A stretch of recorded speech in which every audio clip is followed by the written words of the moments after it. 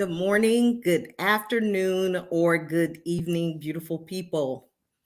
It is Thursday evening, and you are watching Life with Shenita's talk show. I am Shenita Connolly, so I would like to just thank you all again for joining us this evening for another episode. I'm so excited to have an amazing guest on the show with me this evening who has a passion and a love for food. I actually love food, but not on this level. And so I always am looking and watching in amazement at people who are operating in their gift. As you guys know, I cook and I bake, but I'm not your artist when it comes to cooking and baking. My daughter has picked up the art side of baking, and I love to watch her creativity and so many others. And when I saw Chef Boyd Brown III's Facebook page, continually scrolling through my page, and I would watch his talents for a while, and I'm like, wow, he is gifted. Because anyone that cooks and can master art with food is definitely creative, and it's a gift. And so I reached out, and I'm so honored he said yes, to share his gifts. And whenever I see someone that's doing their thing, I'd like to share that with the world, because I truly believe sharing is caring. And so before I bring him in, as always, I like to share just some background to what we're going to be talking about. And so, as I mentioned earlier, he is a chef. And so we've watched so many amazing cooking shows over the years, and it just keeps getting more amazing with the talent that's showcased. And so we'll talk with Boyd about his journey. But I, looked up a few quotes that got my attention. And of course, most of us know Gordon Ramsay. And I found one that Gordon posted, and it said, I think pressure is healthy and very few can handle it. So we know the pressure in the kitchen can be on depending on what you're doing. I thought that was amazing. Another one that caught my attention said, real cooking is like following your heart than following a recipe. Another one, I always say that I don't believe I'm a chef.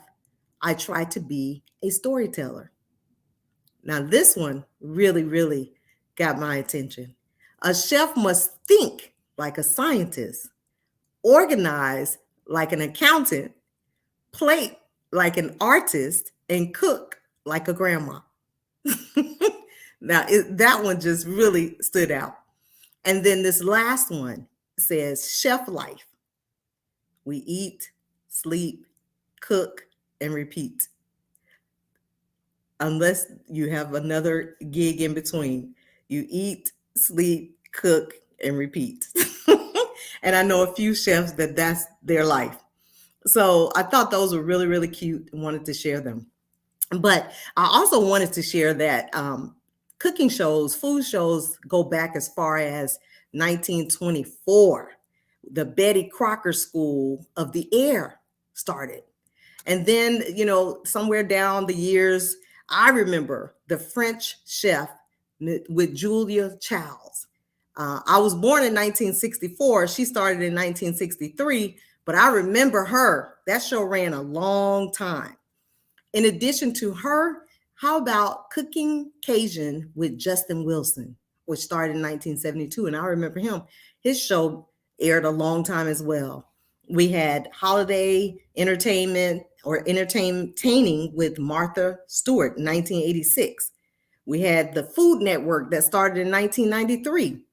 The Essence of Emerald Lagasse, 1994. We had Boy Meets Grill with Bobby Flay in 2004. Hell's Kitchen with Gordon Ramsay became popular in 2005. The Iron Chef, America, 2006. The Rachel Ray Show, 2007. Down Home with the Neelys, 2011. 2012, Paula's Home Cooking with Paula Deen. Top Chef, 2013. Master Chef, 2014. And there's so many others. I didn't have time to look them up, write them down, but there's so many, so many, so many. And so hopefully one day you will see Chef Boyd Brown III somewhere in the airways or somewhere doing his thing on an even bigger scale than what he's doing today. So without further delay, I'd like for you all to please like and share the broadcast. Remember, Life with Shenita started with an ultimate goal to help people overcome life's challenges and to encourage them to live a vibrant life beyond the challenges that life presents. So, we are going to invite our special guest in, Chef Boyd Brown III. Good evening. Good evening, everybody. Good evening. Thank you for having me. I mean, it is my pleasure. I'm so glad you said yes, and so glad that, I saw your gifts and talents strolling along Facebook, which caught my attention. Right. And I just wanted to share you with my circle. So, good Awesome. evening again. And please introduce yourself. I know I've shared your bio, but please introduce yourself in whatever manner you'd like to do. So, Good evening, everybody. Thank you. Thank you. Thank you. I'm Boyd Brown, Chef Boyd Brown III. Been doing this a long time. I look young, but I got an old soul when it comes to this cooking. Um, and I'm just excited to be able to have the opportunity to do this. I've turned down quite a few podcasts over the last year. I just didn't have time, or I just wasn't interested. But I don't know, something sparked my attention, and I said that I would jump on, and I'm actually really excited. So thank you again. yes, yes, I'm so glad you said yes. So, let's break some ice. So, with that being said, I have just one question for you to break the ice. What is one thing that most people would be surprised to know about Boyd Brown III? Wow. Well, I am actually ultra competitive. I don't like to lose at anything.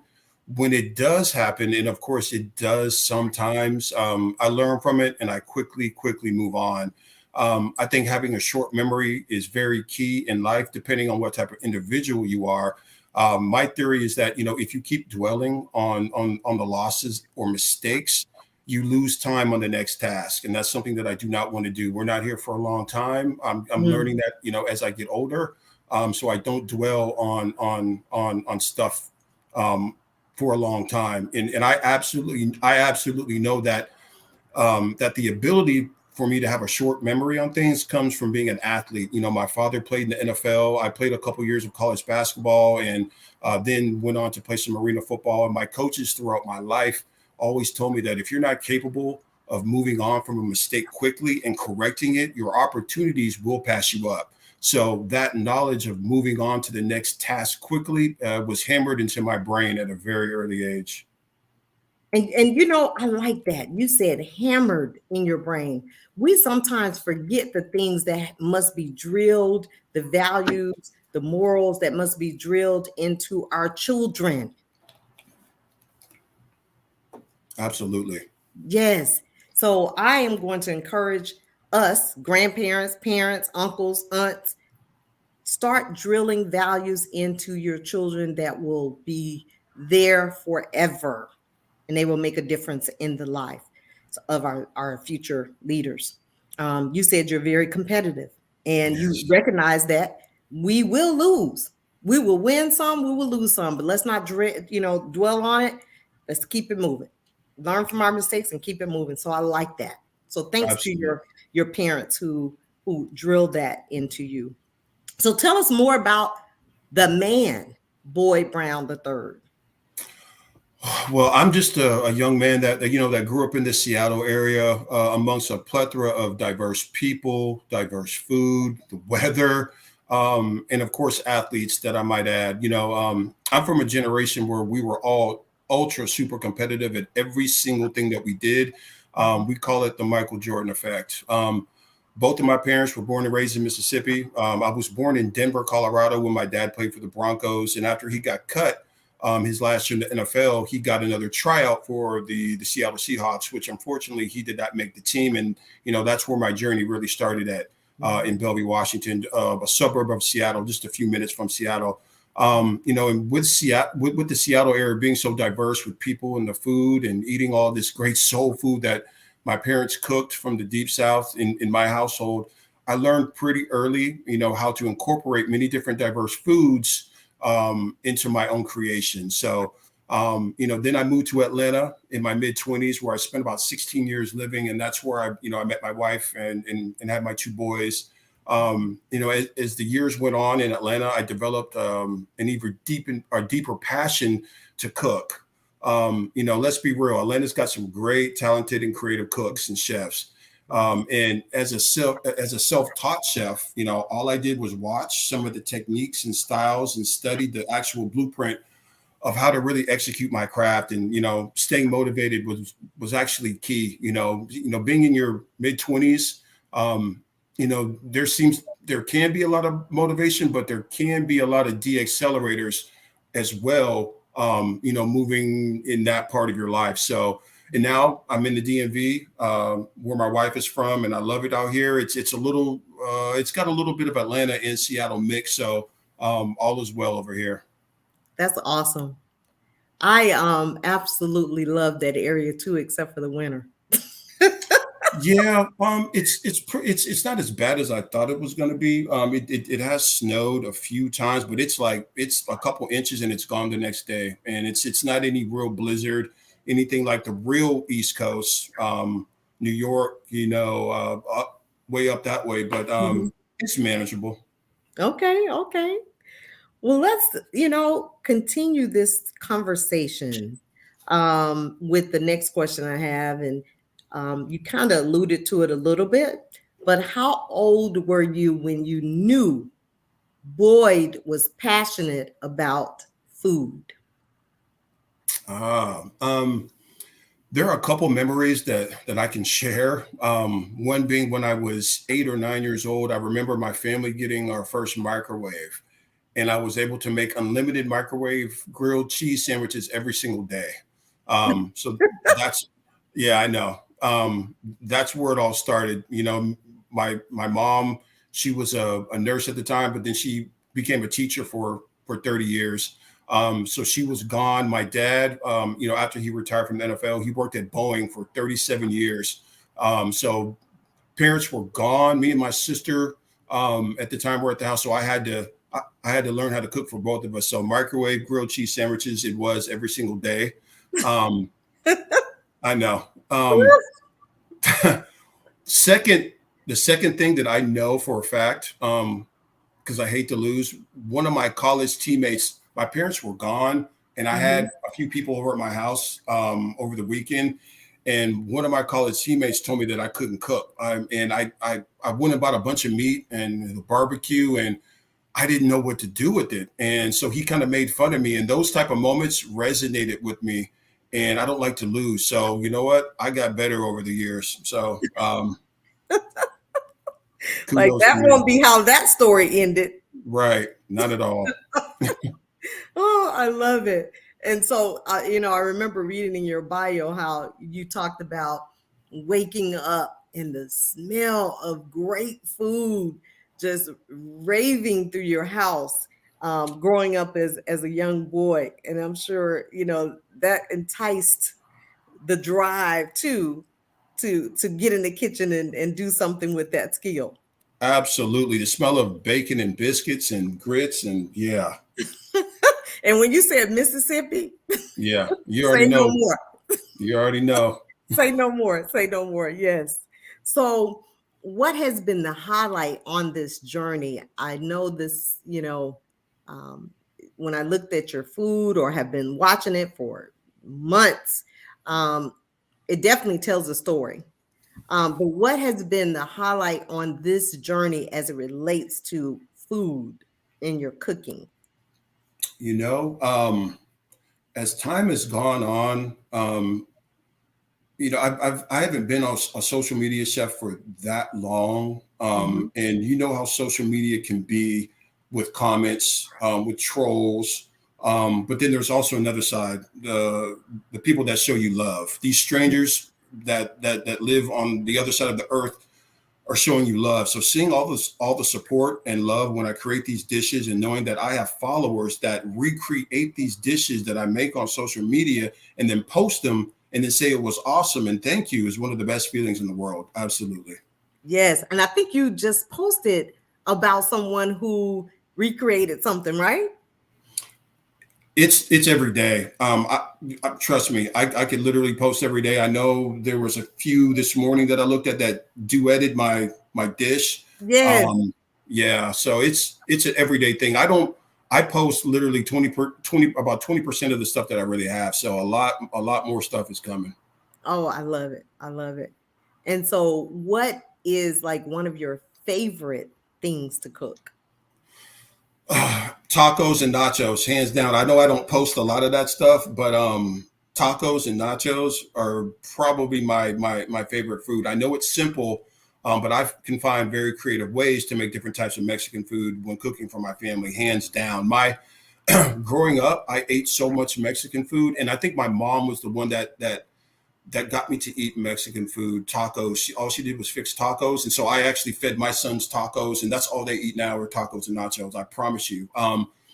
I ate so much Mexican food that my dad called me the Blaxican when I was younger because I ate so much. And funny that he said that, because my time in Atlanta, I think there's a food truck called the Blaxican, and it's I think a black couple that owns a food truck, and they named it the Blaxican. I think it's somewhere in Duluth or something like Really? that up north. Yeah, but it's strange. But yeah, he called me the Blaxican at an early age because I ate so much Mexican food. Wow, I know some friends, they're from California, and that's like their love. It's Mexican food. And they're African Americans as well. But my daughter, my oldest daughter, had her last son's baby shower, and we did a taco bar Mm. and had the different types of meats and um, taco fixings, and it was just amazing. And a lot of people miss out on that, but that's a great cuisine.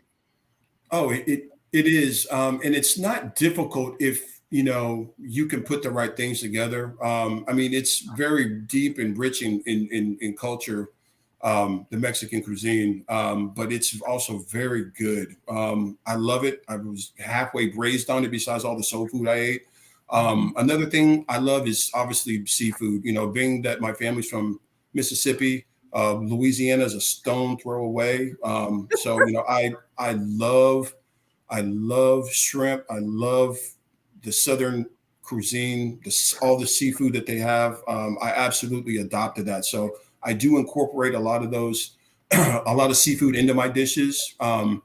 So that's one thing that I do is I love lobster. I love shrimp. So I absolutely. I remember when you sent the dishes. It was a Cuban spice style salmon. Oh yes, yes, yes, yes. I was in Miami. We had a football game. We had a bowl game in Miami, and there was, how in Atlanta they have got those, at every gas station they've got the barbecue guy. You Yes. just pull up. Yeah. So it was one of those types, but it was a Cuban couple, and I know that Cubans don't eat salmon in Cuba. It's not prominent there, but they were grilling it, and I asked them what the spices were, and the guy told me a couple. And so this was probably 10 years ago too. And ever since that day, I've just kind of put my spin on it, and there it was. It's an awesome way to cook salmon. Me being from Seattle, I was halfway raised on salmon. I've eaten it every single way that you can think about. So I got bored with it, and so you got to find creative ways to kind Yes. of put your spin on it. And what about, I've seen a few people do salmon nuggets, like fry them like nuggets, cut them up into. Have you done that? You know what? I, I have not, but I bought some Louisiana lemon pepper fish fry and some regular fish fry. It's been sitting in the cabinet for about a month, and I had planned on doing it, but I have so much more to do.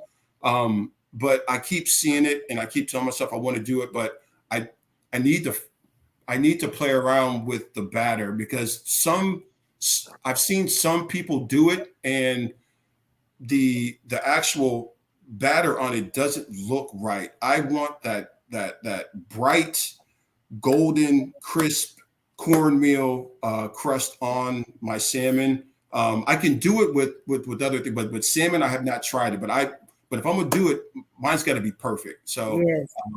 I do plan on putting that out. Don't know when, but it's coming. Yeah, I haven't tried it either, but I've seen it and I'm like, wow, that Yeah. looks amazing. And then the picture of the bronze Chilean sea bass Oh with the yeah. garlic withered spinach in a Penang curry. See, I love Thai food. Oh, I do too. I do too. It's very big out here in the DMV. There's lots. Is it? Yeah, it's very big out here. Yeah. Yeah, that looked amazing. And I'm sure you made that Penang curry sauce homemade Oh, of course. Everything is from scratch with from me. I scratch. don't buy in a jar. Pre-made Everything. nothing. Yeah. Everything. Everything's. I just made a Penang curry. I think last week. It's another dish. It was a chicken Penang curry. I posted. Yeah. Everything's from scratch. Yeah. I don't shortcut at all. Wow. Especially if I'm doing it for a set of clients. No, Right. everything from scratch. And the filet mignon with the lobster tail on top. What inspired that? Was that something you saw or something you said, I just think that just goes together? You know what? I'm kind of uncaged. So watching so many people on social media try so many different things, it's called stacking food. Um, some people have a problem with it or have an issue. Some people don't like it. Some people love it. It's just a style of cooking um, that I actually like to do sometimes.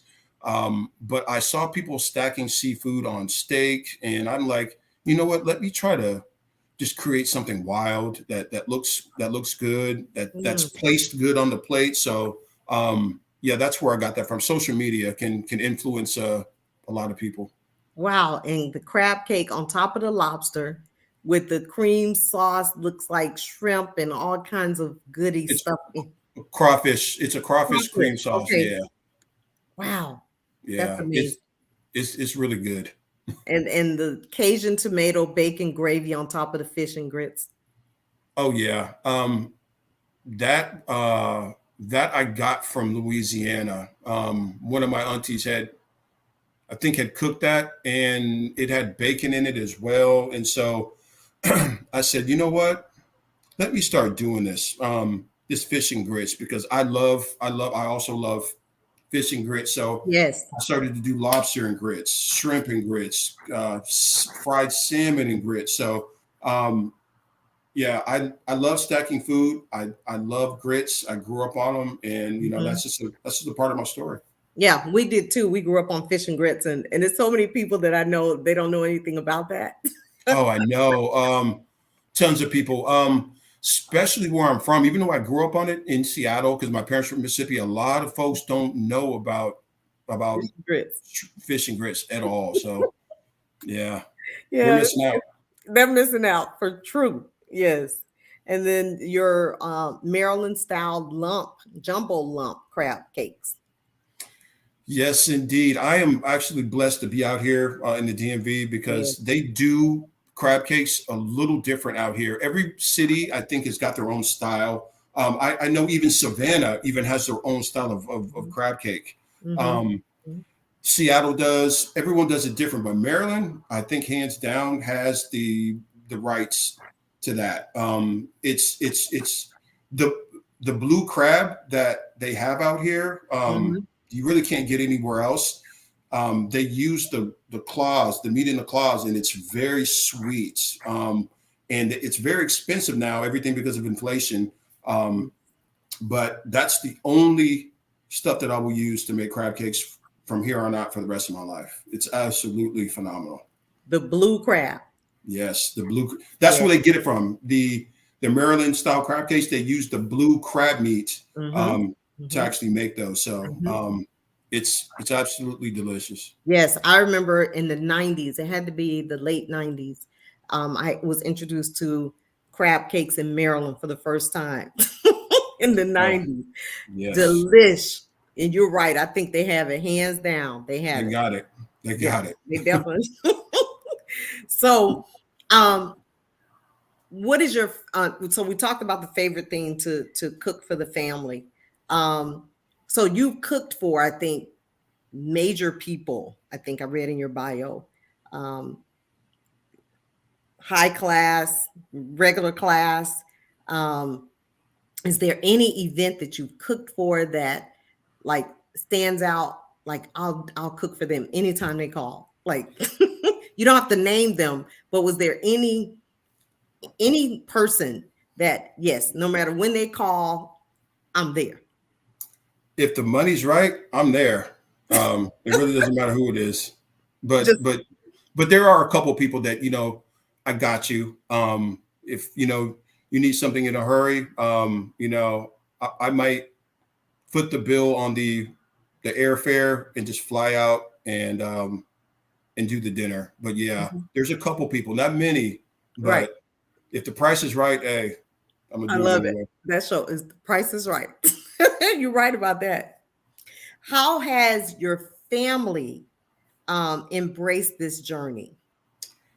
I mean, that's a pretty easy answer. I mean, they absolutely love it. I mean, everyone gets to eat free, so there's absolutely no complaints there at all. And Um, so your wife and like my husband before he passed away in 2015, he was a I wouldn't say a chef, but he was becoming one. And so he would get orders and I was his receptionist or his secretary. I would have to make sure that I was doing all the administrative stuff or help him with the prep or what have you. So um, I'm sure you probably have that kind of support with your family as well. uh, yeah, I can get my wife to film sometimes, but as far as any admin work, no. She's a school teacher. She is, absolutely busy herself. So I'm literally doing this 95% myself. All the filming, everything is done by myself, pretty much. Wow. What about Yeah. the boys? How old are they? Boyd Brown the fourth. He's 16, and my youngest Ira, he's 11. Okay, so they get in and get their hands dirty with you. Sometimes when they're here, they actually live with their mom in Dallas. So I'm in Dallas all the time too. Busy person. Um, but when I do have them, they don't want to learn to cook. All they do is want to eat. So Yeah, at that age, that's for yeah, sure. So is this your full-time career? good question. It is not. I've been doing this on the side for almost 15 years. I work for T-Mobile Business, and I work with large businesses on their wireless needs, some which are on the government side of the world in the DC area.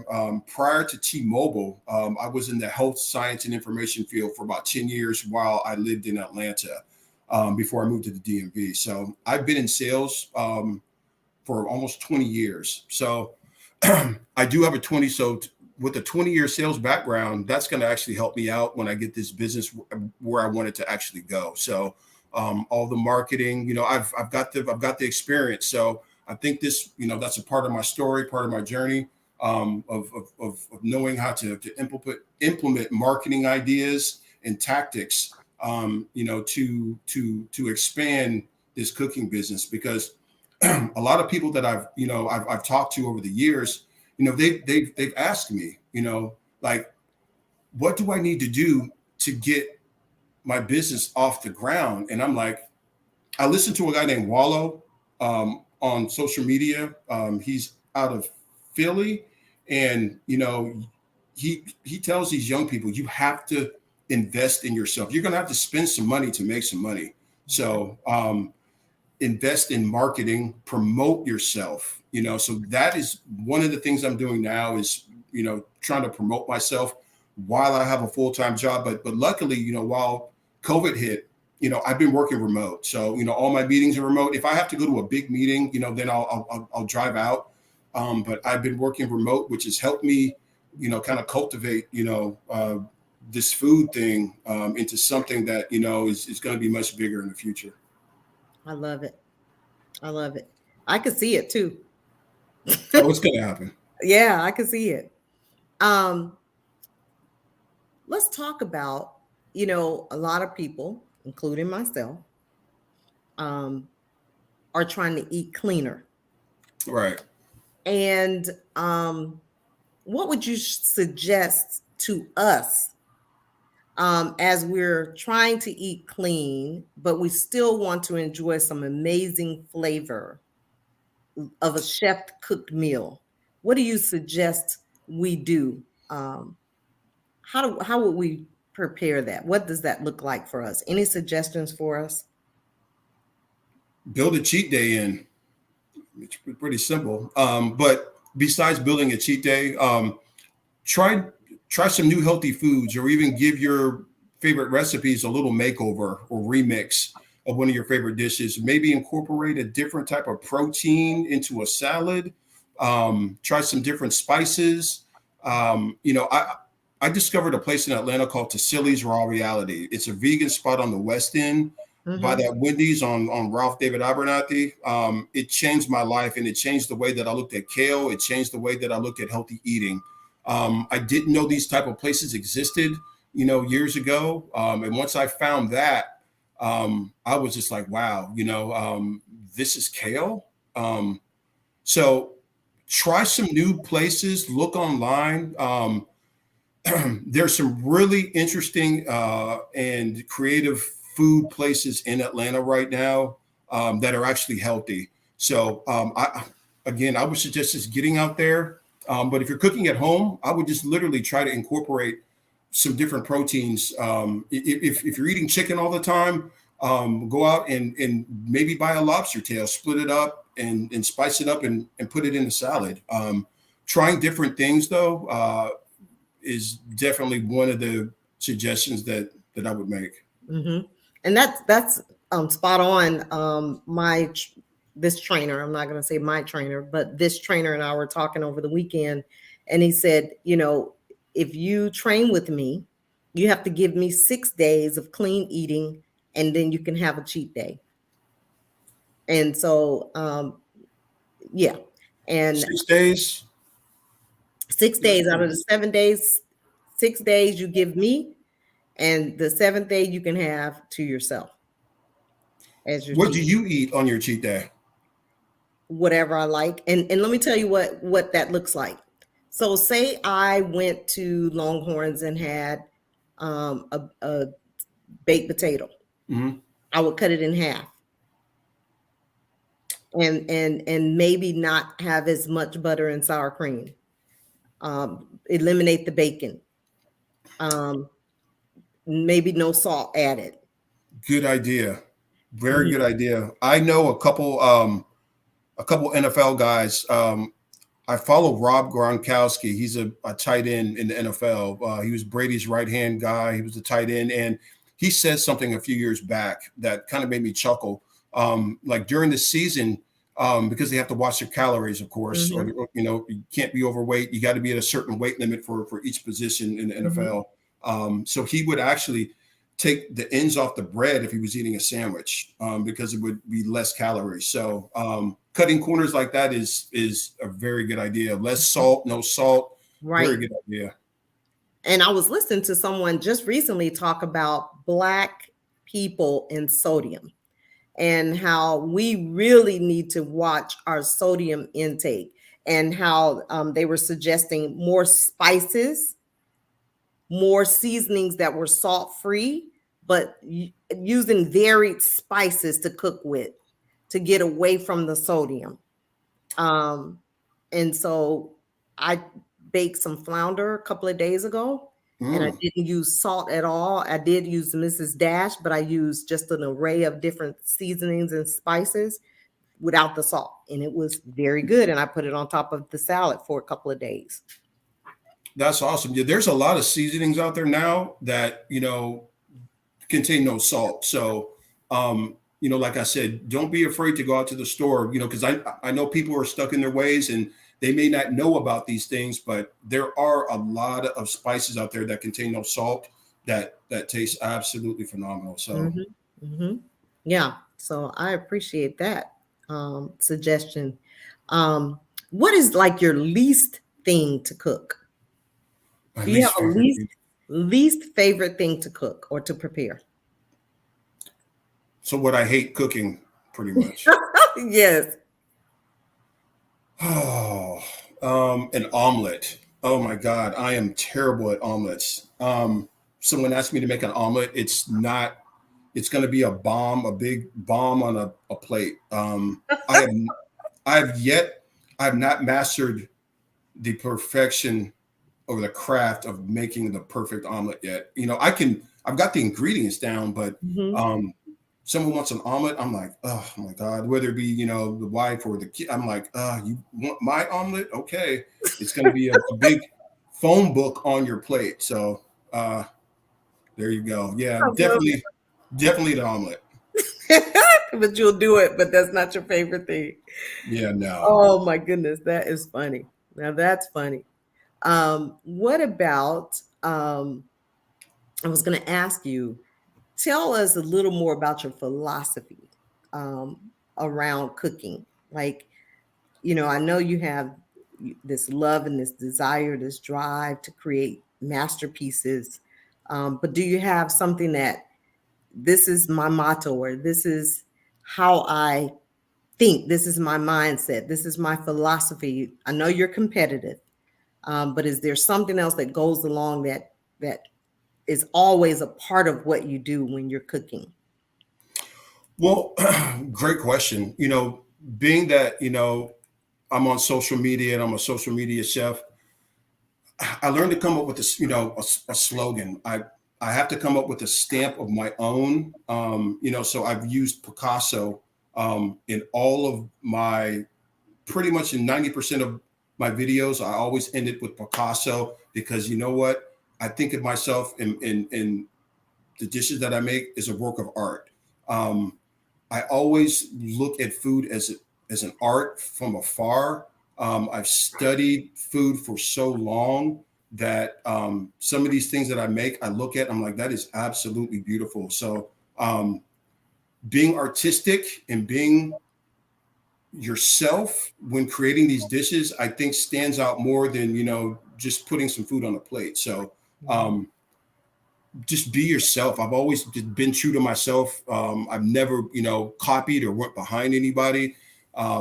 I've always stayed true to myself, and how I plate my food is my signature. So, and I've seen some people try to copy me, but there's only one me. So That's it. And it's amazing you said stay true to yourself, because my kind of theme for my 57th year birthday is staying true to yourself. right. I truly believe in that. Like, just be you. I mean, don't try to imitate anyone else or diminish who you are because someone can't handle who you are. If they can't handle who you are, well, Right. And that's, can't worry about, all the people that don't like what you do. You got to surround yourself with the people who actually support you. As we get older, I don't have time for, all the trolls, all that negative talk. I kill it immediately. Don't respond to it. Maybe one or two now and then if I got some time on my hands. Um, but staying true to yourself, and being your own person. Everyone is different. There's 3 billion people on this earth plus. We're all different. We're all creative in our own minds. So just be who you are. And I tell some of these young chefs and people that want to cook, they're scared to put their stuff on social media. I was too, at one point, but um, but I got the confidence. And I started getting better and better and better at what I did. And hey, sky's the limit. And a good camera. Your You pictures know, are amazing. you know what? That's funny you mentioned that, because my sister reached out to me yesterday because she's just starting TikTok, and I gave her the pointers. I told her about the lighting. You get you a couple ring lights. And I know she's got a Samsung. I've got a Samsung and an iPhone. Um, and I told her, once I got that iPhone, it changed the game. And I know that it's not a knock on Samsung at all. I think iPhone's got a little bit better quality for filming. And yeah, I'm rolling with it. Yeah, I love it. I love it. So, as we kind of transition, we kind of talked about show and tell, Oh, a yes. little bit about show and tell. So I want to turn this over to you, and I like for you to take it away. Share, show, and tell. All right, give me 1 second Okay. here.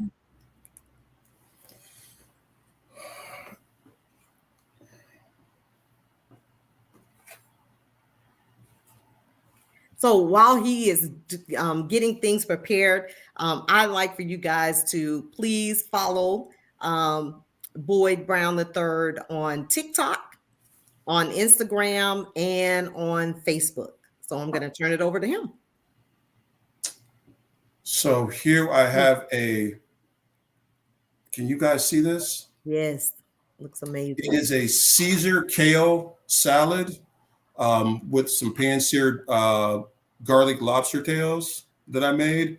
I love kale. I love kale 9 times out of 10 versus spinach. I think kale can be diverse if you know what you're doing. A lot of people stay away from kale because they don't know how to cook it. So I've learned how to cook kale going from Tassili's, and I'm like, listen, kale is the truth. I love it. But this is a Caesar salad kale with 2 garlic lobster tails, and it is absolutely delicious. That looks amazing. And you're right, because I've stayed away from kale because I'm not sure how to. My friend Deidre said that looks delicious. Yes, it does. How to massage it, and I hadn't figured that out yet. It's easy. I just put out something a couple of days ago. I'm gonna put this out. I think maybe tomorrow. It's a little too late to post because of the internet traffic. But put a couple tablespoons of olive oil in the bowl with your kale and massage it for a couple minutes. You want to break down the kale, the enzymes in the kale to make it soft. I know some people can't eat kale because of the way it digests through their system. And they don't know how to break the kale down. They're eating. I think I've had raw kale just from out the bag one time, and I didn't like it. You really have to massage it. Put some olive oil in it. Get creative with it. But massaging the kale is an absolute must. You have to do that. Typically to eat kale. I won't serve it anyway unless the kale is massaged. So yeah. Olive oil, and just get your hands dirty. Yeah. When you get your hands dirty, because I'm always watching chefs and what they do, they put the gloves on. Do you put the gloves on, or do you do it barehanded? No, I use gloves. I go through on each video, I probably go through about 8 pairs of gloves typically, because I'm always changing, then washing, then putting them on, changing, washing. But yeah, I always use gloves. Always. Now I know gloves may not be for some people, but I use the powder-free latex black gloves. I go through boxes of those things. A couple boxes every month. So yeah, gloves. So that kind of leads me into this question I have. Name 3 kitchen tools or items that you can't do without. So we know one is the gloves. What are 2 or 3 other things that you just I just cannot do without? Oh, kitchen items. I need my garlic press. That is one. How about I just brought one? Yeah, that is.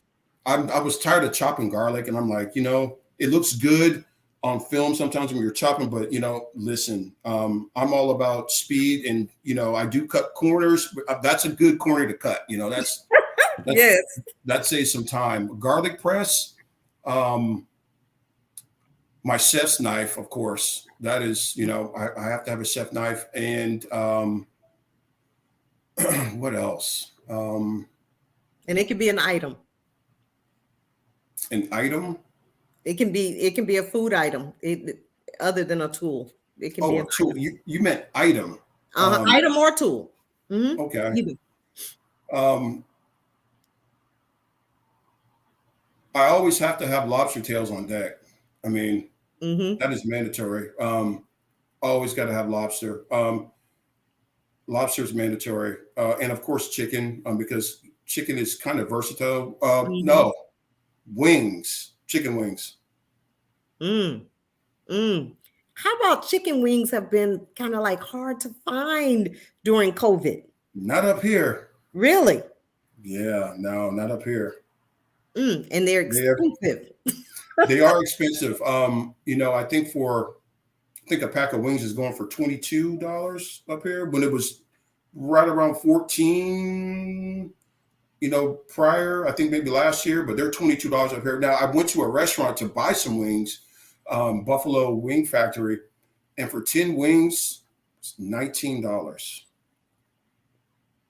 Yeah, Oh, wow. These aren't whole wings either. These are regular Wings. but it was with tax, it was $19. And I'm like, you know what? I just can't. I'll pass. I can't do it. Oh my goodness. Yes.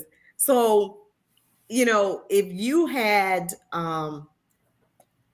one thing to say about your future, where do you see yourself with this business as a chef? Great question. What I will accomplish in the near future is my recipe ebook that will be coming out this year by the end of the summer. I would say by the end or beginning of Q3. That's what I anticipate the drop. But also, I've told everyone, because everyone's like, when is it coming? When is it coming? I'm building an online presence right now. That is very key in marketing myself. In the summertime before this recipe book comes out. Mm-hmm. Build an online presence in today's world is very key if you're a creator. Even if you are a creator in general, all of the social media chef giants have built a presence through their own journey. And from there, the possibilities are really endless if you stay motivated and stick to your script while improving at the same time. The recipe ebook is something that I'm really excited about. I'm really passionate about. It's coming. Everyone keeps asking me when. I know it's coming. It's coming. It's coming. But it's all about timing with me. I'm not on anyone else's time but my own. I want to do it. If I want to do it, I need to do it right. Even if it's 2 years, it won't be 2 years. But I got to do it right. So I get it. Yeah. My dad taught me that your name is on it, right? Right. And so you want to make sure that it is done in excellence. So I appreciate that. Yes, but it's coming now. Mm-hmm. It's coming. Okay. Well, we will be looking for that in the near future. So is there any advice you'd like to give to someone who is out there just wondering? Any encouragement to anyone, whether it's a chef business or any other business venture, that you would say to them? What would you say to them to encourage them, to inspire them? I would say do not give up. If you're a chef and if you love to cook, I see so many cooks that have fell off on social media. If you're starting a business, put yourself around the right people. Because I know a lot of people that have fell off because they're not surrounding themselves with the right people. They're still out at the clubs every Friday, Saturday night. Me being, I was a professional athlete. I was paid to play football for a craft. You have to work on your craft. You can't be out. Surround yourself with the right people, work on your craft, and be able to market yourself appropriately. Those are the 3 key things in being successful in today's world, especially with social media. You got to be able to to be able to market yourself and build an online presence. You have to do that. That's awesome. Awesome. And would you share? I know I have the your information there, but would you share it verbally with the audience? How to Sure. stay connected to you? Sure. Well, I think I've got almost 60,000 followers on TikTok right now and growing every day tremendously. Follow me at TikTok at chef underscore Boyd Brown the third. It's all spelled out. That's chef underscore Boyd Brown the THE third, the number 3 RD. Instagram is Boyd Brown, the number 3. Instagram is Boyd Brown, the number 3. And Facebook is Boyd Brown the third. Awesome. So I'm hoping that they stay connected with you and enjoy the fruits of your labor like I have. I wanted to share you with my circle, and I hope that my circle will support you, will like your pages, and follow you and stay connected to you for years to come. Yes, please follow. Recipe book coming out soon. Please follow. Stay tuned. Like, share, follow. Much love to everybody. Thank you. Yes. I just want to say thank you again for saying yes. I remember when I saw your stuff, I was like, will you please say yes? I was thinking about it. I'm like, oh, because it was like literally, I had like all these people were asking. Well, it wasn't all these people. It was around 7 or 8, 9 people have asked me over the last several months to do a podcast. I'm like, I'm not a podcast guy, but you know what? I thought about it and I'm like, let me do this one. And thank you. This is great. This is actually helping my marketing. So I'm going to probably do a lot more of these. Yes, yes. Thank you so much, Boyd. I'm so proud of you. And my friend Deidre says she's following now. That's my Awesome. home girl from Pensacola, Florida, in the house. And shout out to your family in Mississippi, Yes, indeed. and Washington and Louisiana. That's right. So thank you again. And I will be right back to you in just a moment. Thank you. Thank you, Boyd. So I hope you guys enjoyed that amazing conversation with Chef Boyd Brown III. Amazing young man who is really, really blazing the trail with his gift and his talents as a chef. So more to come with his ebook and so much more. I am in red this evening because Valentine's Day is Monday. Is it Monday? Yeah, Monday. And so I have a couple of baskets to give away to someone here locally. They were donated by 2 husband and wives, Raven and John Tucker, and Mr. and Mrs. Youngener purchased these baskets from the Empress and Pearls.